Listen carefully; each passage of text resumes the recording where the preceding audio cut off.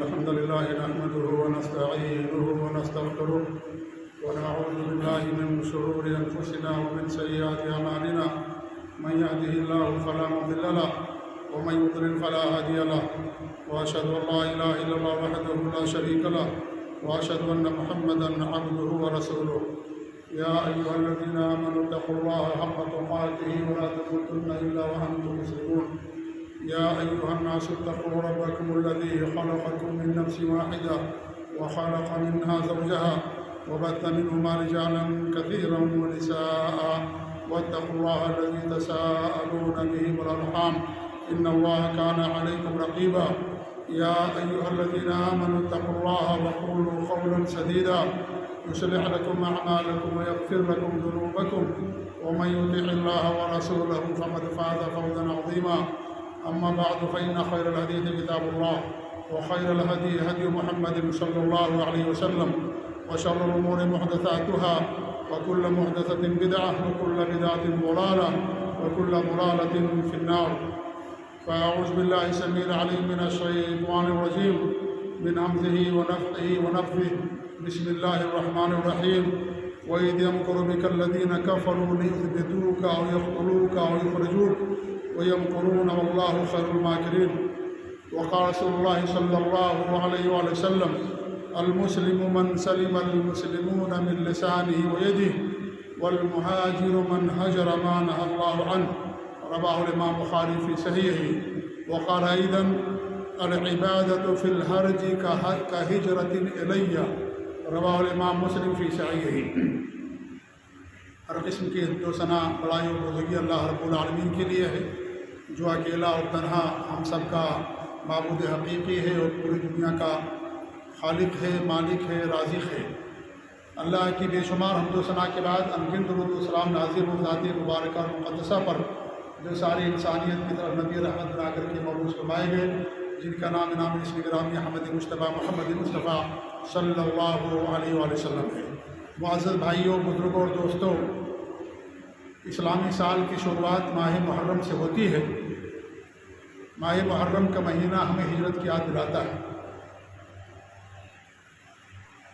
ہجرت نبی اکرم صلی اللہ علیہ وسلم کی زندگی کا بہت ہی تابناک واقعہ، اسی لیے جب اسلامی تاریخ کی گفتگو چلی کہ کس کو بنیاد بنایا جائے تو تمام صحابہ کرام نے ہجرت کو منتخب کیا، کیونکہ ہجرت کے ذریعے سے اللہ رب العالمین نے وہ اسلام، وہ اللہ تعالیٰ کا دین جو مکے کے اندر محصور تھا گلیوں میں، اور جس شہر میں یا مکے کے اندر جس کا نام لینا بھی پھانسی اور قتل کے مرادف تھا، لیکن جب صحابہ کرام اللہ تعالیٰ کے حکم سے ہجرت کر کے مدینہ پہنچے تو اللہ رب العالمین نے 10 سال کے عرصے کے اندر پوری دنیا کے اندر اسلام کو غالب کر دیا۔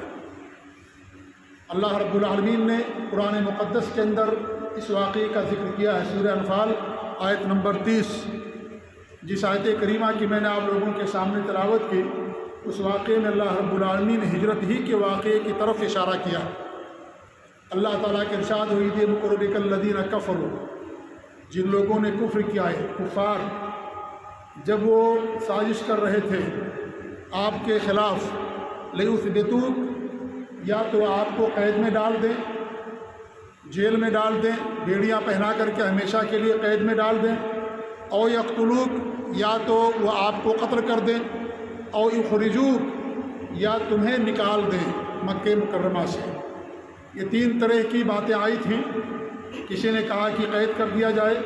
جب دار الندوہ کے اندر میٹنگ ہوئی کہ اسلام پھیلتا جا رہا ہے تو اسلام کے تعلق سے ہمیں کوئی فیصلہ لینے کی ضرورت ہے۔ مکہ کے جو بڑے بڑے سرداران تھے، بڑے بڑے چالاک اور ہوشیار لوگ تھے، پالیسی ساز لوگ تھے، جب لوگ اکٹھا ہوئے تو 3 باتیں آئیں، یا تو نبی کو جیل میں ڈال دیا جائے، یا تو انہیں قتل کر دیا جائے، یا تو انہیں شہر بدر کر دیا جائے، مکہ چھوڑنے پر مجبور کر دیا جائے۔ یہ 3 رائے پیش کی گئی تھی۔ ان میں سے ایک رائے یہ تھی کہ جس رائے پر تمام مشرکین کا اتفاق ہوا آپ کو قتل کر دیا جائے، لیکن اللہ رب العالمین تدبیر کرنے والا ہے، اللہ رب العالمین اپنے نبی کی حفاظت کرنے والا، مومنوں کی حفاظت کرنے والا، اللہ رب العالمین نے آپ کی حفاظت فرمائی اور آپ مکہ مکرمہ سے ہجرت کر کے مدینہ منورہ پہنچے۔ اسی کی طرف اس آیت کریمہ میں اللہ رب العالمین نے اشارہ کیا ہے کہ وَإِذْ يَمْكُرُ بِكَ الَّذِينَ كَفَرُوا لَيُثْبِتُوكَ أَوْ يَقْتُلُوكَ أَوْ يُخْرِجُوكَ، کہ جب کفار آپ کے خلاف سازش کر رہے تھے، مکر کر رہے تھے، یا تو تمہیں جیل میں ڈال دیا جائے، یا تو قتل کر دیا جائے، یا تو شہر بدر کر دیا جائے۔ وہی ہم قرون، وہ سازشیں کر رہے تھے۔ اللہ خیر الماکرین، اللہ بہترین تدبیر کرنے والا ہے۔ اللہ رب العالمین نے آپ کو اجازت دی، آپ مکہ مکرمہ چھوڑ کر کے مدینہ کے اندر پہنچے، اور اس طریقے سے اسلام کا بول بالا ہوا، اسلام کا غلبہ ہوا۔ یہ آپ کی زندگی کا سب سے تابناک واقعہ، سب سے اہم ترین واقعہ ہے۔ اسی لیے صحابہ کرام نے نہ آپ کی ولادت کو اسلامی تاریخ کی بنیاد قرار دیا، نہ آپ کی نبوت کو، نہ آپ کی غزوہ بدر میں فتح کو، نہ مکہ مکرمہ کے فتح کو، نہ آپ کی وفات کو، نہ اس طریقے سے اور دیگر واقعات کو۔ حالانکہ آپ کی زندگی کا ہر واقعہ بہت اہم ہے، بہت بڑا ہے، لیکن صحابہ کرام کی نظر میں آپ کی زندگی کا جو سب سے اہم اور بڑا واقعہ تھا وہ واقعہ ہجرت تھا، کیونکہ اسی ہجرت کی بنیاد پر اللہ رب العالمین نے اپنے فضل و کرم سے صحابہ کرام کی کوششوں اور ان کی قربانیوں سے پوری دنیا کے اندر، پورے جزیرۃ العرب کے اندر اللہ رب العالمین نے اسلام کو غالب کیا۔ یہ محرم کا مہینہ ہمیں اسی ہجرت کی یاد دلاتا ہے، لیکن بڑے افسوس کی بات ہے کہ آج ہمارے کتنے ایسے مسلمان ہیں جنہیں اسلامی سال کب شروع ہوتا ہے، کب ختم ہوتا نہیں معلوم نہیں پڑتا۔ اسی لیے جب جنوری کا مہینہ آتا ہے تو لوگ ایک دوسرے کو مبارکباد دیتے ہیں، نیا سال مبارک ہو، نیا سال مبارک۔ محرم گزر جاتا، لوگوں کو پتہ بھی نہیں چلتا۔ بہت کم ایسے ہوں گے مسلمان جنہیں پورے 12 مہینوں کے نام یاد ہوں۔ بڑے افسوس کی بات ہے، بہت بڑا المیہ ہے ہمارا اسلامی سال محرم سے ذی الحجہ پر 12 مہینے۔ کتنے مسلمان ہیں؟ اکثریت ایسی ہے، 95 مسلمان ایسے ہوں گے جنہیں پورے 12 مہینوں کا نام یاد نہیں ہوگا، لیکن انگلش مہینہ پورا یاد ہے ان کو۔ بچے کو یاد ہے، بچے کو 6 سال کا بچہ، 7 سال کا، اسے بھی یاد ہے انگلش مہینہ، لیکن اسلامی مہینہ مسلمانوں کو یاد نہیں ہے۔ یہ ہماری غفلت ہے اور دین سے دوری، نبی کی سیرت سے دوری کا نتیجہ ہے یہ کہ آج ہم اللہ کے رسول کی سیرت، جو اس کائنات کی سب سے عظیم ہستی تھی، جو ہمارے پیشوا اور ہمارے رہبر تھے، امام الانبیاء تھے، ان کی سیرت ہمیں نہیں معلوم، ہماری اسلامی جو تاریخ ہے وہ نہیں معلوم، کس سے مہینہ شروع ہوتا، کب ختم ہوتا، یہ نہیں معلوم۔ ہم یہ نہیں کہتے کہ اسلامی سال کے موقع پر مبارکباد دینا جائز ہے، ہم یہ نہیں کہتے کہ ہم کسی کو جب اسلامی سال شروع ہو تو کہیں نیا سال مبارک ہو، یہ کہنا صحیح نہیں ہے۔ کچھ لوگ جب جمعہ کا دن آتا ہے تو میسج بھیجیں گے، جمعہ مبارک، جمعہ مبارک، جمعہ مبارک، اتنے سارے میسج لوگوں کو بھیجتے ہیں۔ میسج کر دینے سے، پیغام بھیج دینے سے کوئی دن مبارک نہیں ہو جاتا ہے کہ اس آدمی کے لیے۔ اس دن آپ نیک کام کرو گے تب مبارک ہوگا۔ جمعہ مبارک کہہ دینے سے جمعہ مبارک آپ کے لیے نہیں ہو جائے گا۔ اگر جمعہ کے دن آپ جمعہ کا اہتمام نہ کریں، نماز کا اہتمام نہ کریں، خطبہ نہ سنیں، جو سنتیں ہیں ان کو آپ اہتمام نہ کریں، اس دن کا کیا فائدہ ہوگا آپ کو؟ یہ دن تو سب کو ملتا ہے، لہذا نیک اعمال کرنے سے وہ دن آپ کے لیے بابرکت ہوتا ہے۔ صرف دن آ جانے سے برکت آپ کو نہیں مل جاتی ہے جب تک کہ آپ نیک اعمال نہیں کریں گے۔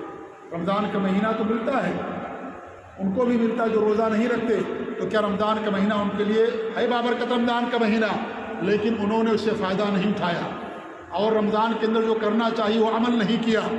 اس لیے صرف میسج اور پیغام بھیج دینے سے کوئی دن آپ کے لیے بابرکت نہیں ہو جاتا جب تک کہ آپ اس میں برکت والے اعمال نہ کریں، نیک اعمال نہ کریں، اس وقت تک مہینہ وہ دن آپ کے لیے بابرکت نہیں ہوتا ہے۔ تو یہ مہینہ جو محرم کا مہینہ اسلامی سال کی شروعات ہے، اور یہ ہمارا المیہ کہ ہم میں سے اکثر لوگ، اکثریت اس بات سے غافل ہے کہ یہ 12 مہینے کے نام کیا ہیں۔ ہم میں سے اکثر لوگ اس بات کو نہیں جانتے۔ یہ ہجرت کا واقعہ بہت اہم ترین واقعہ ہے آپ صلی اللہ علیہ وسلم کی زندگی کے اندر۔ اس ہجرت کے واقعے ہمارے لیے بہت سارے دروس ہیں۔ اس ہجرت کے اندر سب کی قربانیاں شامل تھیں، بچوں کی قربانیاں، جوان کی قربانی، عورت کی قربانی، غلام کی قربانی، بوڑھے کی قربانی، سب کی قربانیاں اس کے اندر شامل تھیں اس ہجرت کے واقعے کے اندر، کیونکہ اسلام سب کی قربانیوں سے پھیلا۔ جہاں نوجوانوں کا کردار ہے، قربانیاں ہیں، وہیں بچوں کی بھی قربانیاں ہیں، وہیں عورتوں کی بھی قربانیاں ہیں، وہیں جو عمر رسیدہ لوگ تھے، سن رسیدہ عمر دراز، ان کی قربانیاں اور خدمات شامل اسلام کی نشر و اشاعت کے اندر۔ یہ ہجرت کا واقعہ ہمیں تمام چیزوں کی یاد دلاتا ہے کہ آپ صلی اللہ علیہ وسلم نبوت کے بعد 13 سال تک مکہ مکرمہ کے اندر رہے۔ جب ظلم بڑھ گیا تو آپ کو اللہ رب العالمین نے مکہ چھوڑنے کی اجازت دے دی اور آپ مکہ مکرمہ چھوڑ کر کے مدینہ منورہ پہنچ گئے۔ جب مکہ فتح ہو گیا، مکہ فتح ہو جانے کے بعد یہ جو مکہ سے ہجرت تھی یا مدینہ کی طرف، یہ ہجرت آپ نے منسوخ کر دیا اور آپ رفا کہ لا ہجرت بعد الفتح، فتح مکہ کے بعد اب کوئی ہجرت نہیں ہوگی، یعنی مکہ مکرمہ سے مدینہ کی طرف اب کوئی ہجرت نہیں کی جائے گی۔ اسی لیے جو فتح مکہ کے موقع پر اسلام لائے وہ سب کے سب مکہ مکرمہ کے اندر موجود رہے، انہوں نے ہجرت نہیں کیا، یا اس کے بعد جو اسلام لائے وہ ہجرت انہوں نے نہیں کیا۔ کیوں؟ اس لیے کہ مکہ مکرمہ اب دارالاسلام بن گیا، پہلے دارالکفر تھا، وہاں کفر اور مشرکین اور کفار کی بالادستی تھی، لیکن جب مکہ فتح ہو گیا تو مسلمانوں کا مرکز بن گیا، یا اس طریقے سے دارالاسلام بن گیا، اس لیے آپ نے ہجرت کو مکہ مکرمہ سے منسوخ کر دیا۔ لیکن آج بھی ایک ہجرت باقی ہے، اور وہ یہ ہے کہ انسان اگر کسی ایسے ملک میں ہو یا کسی ایسے علاقے میں ہو جہاں پر اس کے لیے اسلامی شعائر پر عمل کرنے پر پابندیاں ہوں، تو کسی ایسے ملک میں یا ایسے علاقے میں جہاں اسلامی شعائر پر عمل کرنے پر کوئی پابندی نہ ہو، آزادی ہو، انسان اپنے دین اور ایمان اور اسلام کی حفاظت کے لیے، یہ اس کا مقصد، اس کے علاوہ کوئی اور مقصد نہ ہو۔ اگر یہ مقصد ہے، یہ سب سے عظیم ترین عمل ہے۔ اللہ کے رسول صلی اللہ علیہ وسلم کی حدیث ہے، ہجرت سابقہ گناہوں کو مٹا دیتی ہے، گزشتہ گناہوں کو ہجرت ختم کر دیتی ہے۔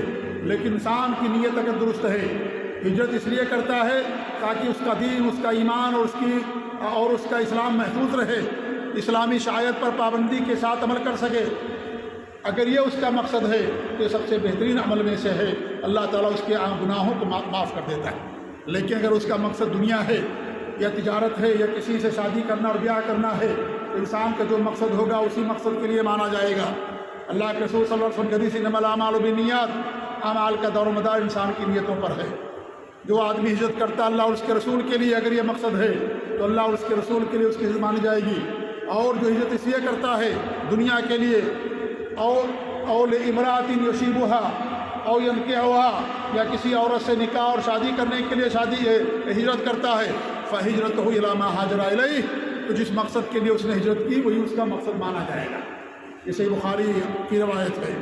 تو اس سے معلوم ہوا کہ ہجرت کے اندر بھی اگر انسان کی نیت درست نہیں ہے، اگر انسان کا مقصد دین کی بقا اور اسلامی اعمال اور احکام پر آزادی کے ساتھ عمل کرنے کا نہیں ہے، تو اسی ہجرت کرنے سے بھی انسان کا کوئی فائدہ نہیں ہوگا۔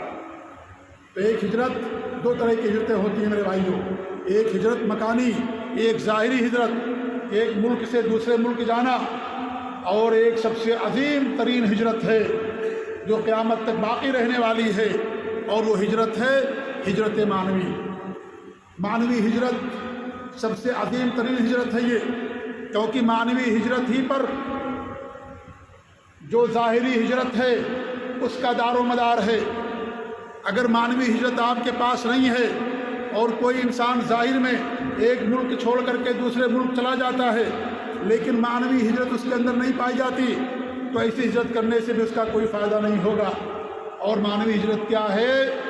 ہمارے نبی کی حدیث جو میں نے آپ کے سامنے خطبہ مسنونہ کی بات پڑھی ہے، اس حدیث کے اندر نبی اکرم صلی اللہ علیہ وسلم فرماتے ہیں، المسلم من سلم المسلمون من لسان یدہ، مسلمان سچا ہوا ہے، پکا اور حقیقی مسلمان ہوا ہے جس کی زبان سے، جس کے ہاتھ سے مسلمان محفوظ رہیں، وہ پکا اور سچا مسلمان ہے۔ اس کی زبان سے، اس کے ہاتھ سے، غیبت سے، چغل خوری سے اور زبان درازی سے اور گالی گلوچ سے، زبان کی جو بھی غلطیاں ہیں، گناہ ہیں، ان تمام گناہوں سے، ان تمام چیزوں سے جو بچے، اور اس کے ہاتھ سے جو لوگ محفوظ رہیں۔ ہاتھ سے انسان چوری کرتا ہے، غلط اشارہ کرتا ہے، کسی کو مارتا ہے، کسی کو قتل کرتا ہے، ان تمام چیزوں سے اگر مسلمان کسی مسلمان سے محفوظ رہتا ہے تو آپ نے فرمایا کہ پکا اور سچا مسلمان وہ ہے۔ اس کے بعد ہمارے نبی نے کیا فرمایا؟ والمہاجر من حجر ما نہى اللہ عنہ، اور مہاجر وہ ہے کہ اللہ نے جس سے منع کر دیا ہے اس سے وہ دوری اختیار کرتا، اس کو چھوڑ دیتا، یہ اصل مہاجر ہے۔ اللہ نے جو منع کر دیا ہے، اللہ نے جو جس کو چھوڑ دینے کا حکم دیا اس کو انسان چھوڑ دیتا، یہ اصل مہاجر، یہ معنوی ہجرت ہے۔ یہ ہجرت قیامت کی آخری صبح تک باقی رہنے والی ہے۔ یہ ہماری اور آپ کی ضرورت ہمیشہ سے اور ہمیشہ رہے گی۔ ہمیشہ سے امت مسلمہ، ہر مسلمان اس بات کا ضرورت مند ہے کہ وہ معنوی ہجرت کرے۔ ظاہری ہجرت اگر نہیں ہے، معنوی ہجرت ہے، اس کے لیے مفید ہے، لیکن اگر معنوی ہجرت اس کے پاس نہیں ہے اور وہ ایک ملک چھوڑ کر کے دوسرے ملک چلا جاتا ہے، لیکن وہاں جانے کے بعد بھی گناہوں کا انبار ہے اس کے پاس، گناہ کرتے رہتا، گناہوں کو نہیں چھوڑتا ہے، ایک ملک سے دوسرے ملک جانے سے آپ کا گناہ نہیں دھل جائے گا، آپ جنت کے حقدار نہیں ہو جائیں گے۔ ایک انسان دارالکفر میں رہتے ہوئے بھی، کفر اور شرک کے اڈوں میں اور ان کے مرکز میں رہتے ہوئے بھی اگر انسان اسلام کے شعائر پر پابندی کے ساتھ عمل پیرا ہے تو انسان جنت کا حقدار بن سکتا ہے۔ لیکن ایک انسان اسلامی مرکز کے اندر ہو، حتیٰ کہ مکے کے اندر ہو، مدینے کے اندر ہو، لیکن وہ کفر و شرک کا ارتکاب کرتا ہے، مکے کے اندر وفات ہو جائے، مدینے کے اندر وفات ہو جائے، مکے کے لوگ جنازے کی نماز پڑھ دیں، مدینے کے لوگ جنازے کی نماز پڑھ دیں، بقیع کے اندر اس کو دفن کر دیا جائے، لیکن وہ کفر و شرک کرتا ہے، ایسا انسان جنت کا حقدار نہیں ہوگا۔ اس لیے ہجرت مکانی سے کہیں زیادہ اہم ہے ہجرت معنوی۔ ہجرت معنوی ایک انسان گناہوں کو چھوڑ دے۔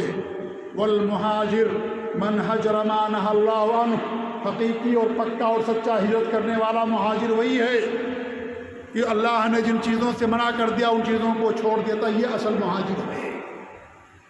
ہم سب کو مہاجر ہونا چاہیے۔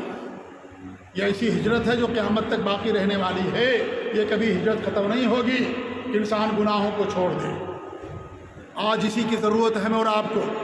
آج پوری امت مسلمہ کفر اور شرک کی دلدلوں کے اندر گرفتار ہے، بدعات اور خرافات اور معصیت اور بدخلقی اور اس طریقے سے گناہوں کے اندر پوری امت مسلمہ ڈوبی ہوئی ہے۔ آج ضرورت اس بات کی ہے کہ انسان ان تمام گناہوں سے توبہ کرے اور جن چیزوں سے اللہ نے منع کر دیا ان چیزوں کو چھوڑ دے۔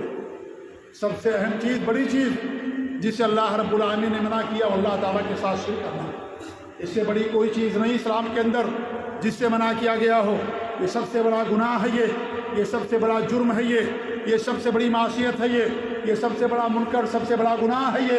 اس سے بڑا گناہ اللہ اور اس کے رسول اور دین اسلام کے اندر جتنے بھی انبیاء دنیا کے اندر آئے کسی کی نظر میں اس سے بڑا کوئی گناہ نہیں تھا۔ اس لیے سب سے زیادہ جس بات کی ضرورت ہے کہ انسان شرک سے توبہ کرے، انسان کفر سے توبہ کرے، انسان گناہوں سے توبہ کرے۔ سب سے بڑا گناہ یہی ہے شرک کرنا۔ سب سے بڑی ہجرت یہی کہ انسان شرک کو چھوڑ دے، کفر کو چھوڑ دے، نفاق کو چھوڑ دے۔ سب سے بڑی ہجرت یہی کہ انسان ان گناہوں کو، جن گناہوں سے انسان ہمیشہ کے لیے جہنم کا مستحق بن جاتا، ان گناہوں کو چھوڑ دے۔ یہ سب سے بڑی ہجرت ہے میرے بھائیوں، اور یہ ہمارے لیے مطلوب ہے۔ اس لیے ہمارے نبی نے فرمایا العبادۃ فی الحرج کہجرۃ الیہ، جو فتنوں میں اللہ تعالیٰ کی عبادت کرتا ہے اس نے گویا کہ میری طرف ہجرت کی۔ صحیح مسلم کی روایت ہے۔ اگر آپ نے ہجرت معنوی کی ہے، آپ نے کفر و شرکوں کو، گناہوں کو چھوڑ دیا ہے، تو گویا کہ آپ نے ہجرت مکانی بھی کر لی ہے، آپ نے ظاہری ہجرت بھی کر لی ہے۔ کیونکہ ظاہری ہجرت کا فائدہ اسی وقت ہوگا جب آپ کے پاس، ہمارے پاس معنوی ہجرت ہوگی۔ ہم مدینے کے اندر رہنے لگے لیکن کفر کرے، شرک کرے، کیا فائدہ ہے؟ ایک انسان دارالکفر سے نکل کر کے مدینے کے اندر آتا ہے اور وہاں کفر و شرک کا ارتکاب کرتا ہے، اس کا کوئی فائدہ نہیں ہوگا، کوئی فائدہ اس آدمی کو حاصل ہونے والا نہیں ہے جگہ اور مکان کا۔ اس لیے سب سے اہم ترین ہجرت یہ ہے کہ انسان گناہوں کو چھوڑ دے۔ آپ فرماتے ہیں کہ جس نے فتنوں میں ہماری اللہ کی عبادت کی، فتنوں میں عبادت کرنا کیسے ہے؟ جیسے کہ گویا کہ اس نے میری طرف ہجرت کی، میری طرف ہجرت کی۔ اور سب سے بڑی عبادت اللہ تعالیٰ کی توحید ہے، اللہ کے احکام پر عمل کرنا ہے۔ سب سے عظیم ترین عبادت یہی ہے۔ شرک چھوڑ دینا یہ سب سے بڑی عبادت ہے، شرک کرنا یہ سب سے بڑا گناہ ہے۔ لہذا جب تک انسان ان گناہوں کو نہیں چھوڑے گا انسان کے لیے کامیابی نہیں ہو سکتی. تو سب سے بڑی ہجرت یہ کہ انسان گناہوں کو چھوڑ دے، شرک کو، کفر کو، بدعات اور خرافات کو. آج دیکھیں کتنی بدعات اور خرافات ہمارے معاشرے کے اندر کی جاتی ہیں، کوئی انسان اس کو چھوڑنے کے لیے تیار نہیں ہے. انسان اسے سنت سمجھ کر کے کرتا ہے. اسی لیے ایک انسان جو گنہگار ہے اس سے گناہ چھوڑنے کی تو امید ہے، لیکن ایک انسان جو بدعتی ہوتا ہے، بدعات کا ارتکاب کرتا ہے، اس سے بدعات چھوڑنے کی امید نہیں ہوتی زیادہ. کیوں؟ اس لیے کہ وہ بدعات کو ثواب سمجھ کے کرتا ہے، وہ نہیں چھوڑ سکتا. ایک انسان نماز نہیں پڑھتا، جانتا کہ نماز نہ پڑھنا گناہ ہے، ایک دن اسے توبہ کی توفیق ہوگی انشاءاللہ العزیز. لیکن ایک انسان جو بدعات کرتا ہے، کفر اور شرک کر بدعات کرتا ہے، وہ انسان اسے ثواب سمجھ کے کرتا ہے. حتیٰ کہ انسان شرک کرتا ہے ہمارے ملکوں کے اندر، اسے بھی ثواب سمجھ کے کرتا ہے، اسے بھی اجر سمجھ کے کرتا ہے، توحید سمجھ کے کرتا ہے، اسے عقیدت کی بنیاد پر کرتا ہے. اگر اسے گناہ سمجھ لے وہ تو کیوں کرے گا؟ وہ اگر اسے شرک سمجھ لے تو کیوں کرے گا؟ وہ شرک کو عبادت سمجھتا ہے، وہ شرک کو نیکی اور اجر سمجھتا ہے. اسی لیے جا کر کے قبروں اور مزاروں پر جا کر کے شرک کرتا ہے، یا اس طریقے سے اور شرکی اعمال کرتا ہے، اسے اجر اور ثواب سمجھتا ہے. اس لیے انسان کبھی اس کو چھوڑنے کی بہت کم توفیق ملتی. اللہ ماشاء اللہ ہے ایسے لوگ جن کو اللہ رب العالمین توفیق دیتا ہے. لاکھوں اور کروڑوں لوگ ہیں جنہوں نے شرک اور خرافات کو چھوڑا، سنت اور توحید کو گلے لگایا. ایسے لوگوں کی تعداد کم نہیں ہے، لیکن عام طور پر ایسا ہی ہوتا ہے کہ انسان اسے ثواب سمجھ کے کرتا، لہٰذا اس کو چھوڑنے کی اس کے پاس اس سے امید کم ہوتی ہے. اس لیے ابلیس بدعات سے بہت زیادہ خوش ہوتا ہے، کیونکہ اسے معلوم ہے کہ انسان اسے توبہ نہیں کرے گا. لیکن ایک گنہگار انسان کبھی بھی گناہ سے توبہ کر سکتا ہے. اللہ خوف دل کے اندر پیدا ہو گیا زیادہ، اللہ کی خشیت آ گئی اور اس طریقے سے اچھے لوگوں کا ماحول اسے مل گیا، چھوڑ سکتا ہے. لیکن ایک انسان جو شرک اور کفر کرتا ہے، بدعات و خرافات کرتا ہے، وہ انسان اسے اجر اور ثواب اور سنت اور دین سمجھ کے کرتا ہے، لہذا اس کو چھوڑنے کی اس سے بہت کم امید ہوتی ہے. تمہاری بات سب سے بڑا مہاجر وہ ہے جس نے ان چیزوں کو چھوڑ دیا جس کو اللہ نے منع کیا، اور جسے اللہ نے منع کیا اسے ہمارے نبی نے بھی منع کر دیا. کیونکہ اب اللہ تعالیٰ کے نبی مرسل تھے، نبی برحق تھے، صادق مصدوق تھے. ہمارے اللہ نے جس کو حرام کر دیا گویا کہ ہمارے نبی نے بھی حرام کر دیا، جس کو اللہ نے حلال قرار دیا گویا کہ ہمارے نبی نے بھی حرام کر دیا. کیونکہ آپ اللہ تعالیٰ کے نبی اور رسول تھے. وما ينطق عن الهوى إن هو إلا وحي يوحى. اللہ رب العالمین نے آپ کو نبی بنا کر کے دنیا کے اندر مبعوث کیا. آپ مبارک سے تو کہتے زبان سے وہی کہتے جو وہی ہوتی ہے. لہذا اللہ نے جس کو حرام قرار دیا، منع قرار دیا، گویا کہ ہمارے نبی نے منع کر دیا. اس لیے جو اللہ کی نافرمانی کرتا ہے گویا کہ وہ نبی کی بھی نافرمانی کرتا ہے. جو اللہ تعالیٰ سے محبت کرتا ہے گویا کہ نبی سے محبت کرتا ہے. جو اللہ تعالیٰ کی اطاعت کرتا ہے گویا کہ نبی کی بھی اطاعت کرتا ہے. میں ہوتی رسول فقط اللہ، جس نے رسول کی اطاعت کی اس نے اللہ رب العالمین کی اطاعت کی. اس لیے جن چیزوں سے اللہ اور اس کے رسول نے منع کر دیا ان تمام چیزوں سے دوری اختیار کرنا ہمارے اور آپ کے لیے ضروری ہے. تبھی ہمارے لیے نجات ہوگی، تبھی ہمارے لیے کامیابی ہوگی. اسی ہجرت کے اندر کامیابی ہے جو ہجرت معنوی ہے، جو سب سے عظیم ترین ہجرت ہے. گناہوں کو چھوڑ دینا، تمام نافرمانیوں کو چھوڑ دینا، ہر قسم کے گناہ کو چھوڑ دینا، یہی سب سے بڑی ہجرت ہے میرے بھائیوں. اسی کی آج ہمیں اور آپ کو ضرورت ہے. انسان حقوق العباد بندوں کے اوپر ظلم کرتا ہے، بندوں کے حقوق کھاتا ہے، اس کو انسان یہ بھی بہت بڑا گناہ ہے. ماں باپ کی انسان نافرمانی کرتا ہے، معروف چیزوں کے اندر ماں باپ کی انسان خدمت نہیں کرتا، یا ماں باپ کے انسان جو ہے ان کی بے عزتی کرتا ہے یا ان کے حق ادا نہیں کرتا. ان تمام چیزوں کو چھوڑ دینا انسان کے لیے ضروری ہے. جس سے بھی اللہ اور اس کے رسول نے منع کر دیا ہے ان تمام چیزوں کو چھوڑنا ہجرت کہلاتا میرے بھائیوں. لہذا ہمیں اور آپ کو سب سے زیادہ جس چیز کی ضرورت ہے آج کے دور میں اور ہمیشہ، وہ یہ کہ انسان ہجرت کرے، گناہوں کو چھوڑ دے. یہ معنوی ہجرت ہے اور سب سے عظیم ترین ہجرت ہے. اسی پر ہماری اور آپ کی کامیابی کا دار و مدار. اللہ رب العالمین سے دعا ہے کہ اللہ رب العالمین ہمیں اس ہجرت کرنے کی توفیق عنایت فرمائے.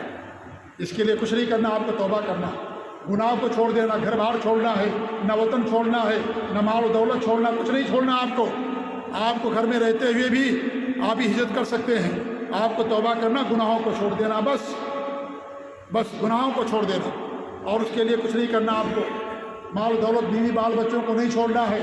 جس طریقے صحابہ کرام نے چھوڑا، اس دور کے ہمارے نبی کے اوپر ایمان لانے والے لوگوں نے چھوڑا، اس کی ضرورت نہیں ہے. صرف اس کی ضرورت ہے کہ ہم گناہوں کو چھوڑ دیں اور ان سے توبہ کر لیں. اگر ہی ہم نے توبہ کر لیا، گناہوں کو چھوڑ دیا، ہم پکے اور سچے مہاجر بن جائیں گے.